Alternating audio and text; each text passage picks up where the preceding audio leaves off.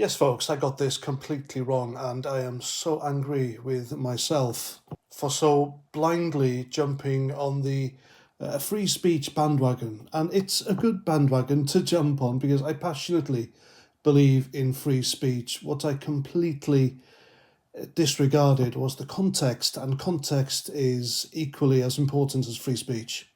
And so it's about the video I made the other day asking why Chris Packham didn't get the same treatment by the police as Laurence Fox did, because I was so invested in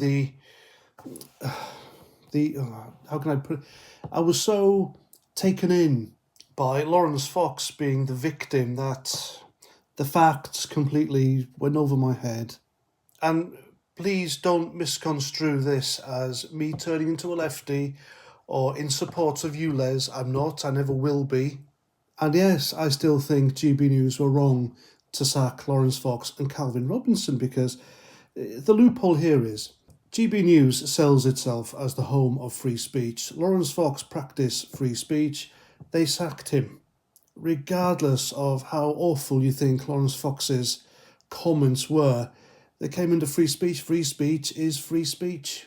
So that's out of the way. However, I got it completely and monumentally wrong when I suggested that Chris Packham should have been arrested by the police as well, when in actual fact he shouldn't.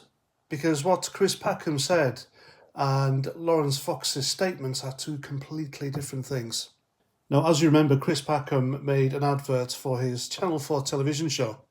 It is climate alarmist stuff, by the way.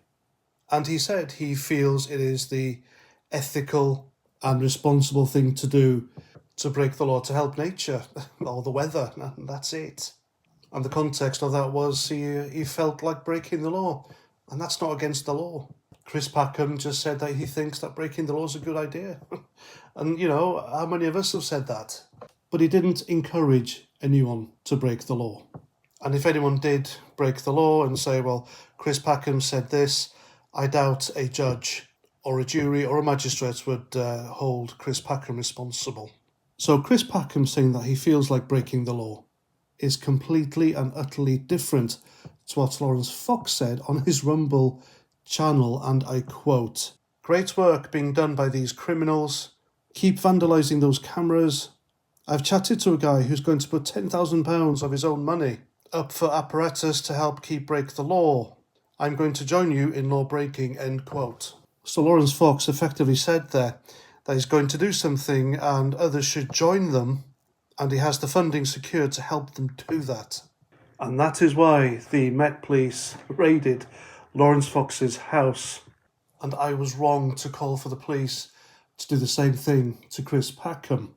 And so just to reiterate here, someone talking about whether there is a moral imperative to break the law is very, very different to Laurence Fox encouraging others to do so and saying he'd support them financially, as well as joining them in the act.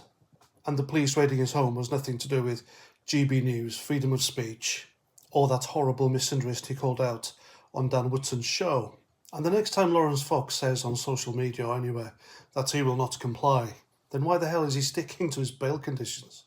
Like I said in a previous video also, I'd follow anyone who puts their money where their mouth is. But I'd rather that person to be smart and think about what they say. So there we go, folks. Context is just as important as free speech. And again, just to point out, I'm no fan of Chris Packham. I think he is another climate alarmist. And I also think that the ULEZ cameras are indeed a method to drain the public of money under the guise of fighting climate change. But if you insist on helping the Blade Runners, either doing it physically or by financial means, then for fuck's sake, keep it to yourselves. Like I said, use your bloody noggins. Anyway, that's my video. Please let me know what you think in the comments. Please remember to subscribe, share my stuff as well. And until the next time, Roger Trout.